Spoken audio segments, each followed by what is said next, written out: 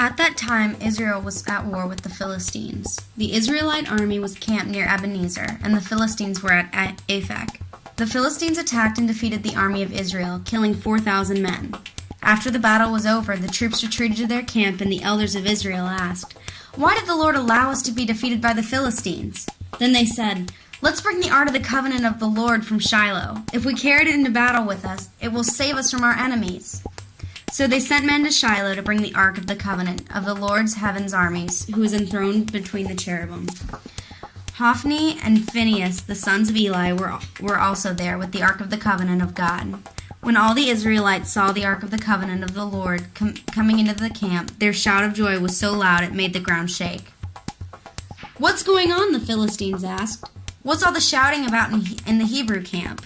When they were told it was because the Ark of the Lord had arrived, they panicked. "The gods have come into their camp," they cried. "This is a disaster. We never had to face anything like this before. Help! Who can save us from these mighty gods of Israel? They are the same gods who destroyed the Egyptians with plagues when Israel was in the wilderness. Fight as never before, Philistines. If you don't, we will become the Hebrew slaves just as they have been ours. Stand up like men and fight." So the Philistines fought desperately, and Israel was defeated again. The slaughter was great.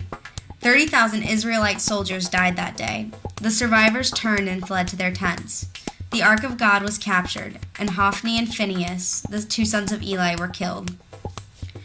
After the Philistines captured the Ark of God, they took it from the battleground at Ebenezer to the town of Ashdod. They carried the Ark of God to the temple of Dagon and placed it beside an idol of Dagon.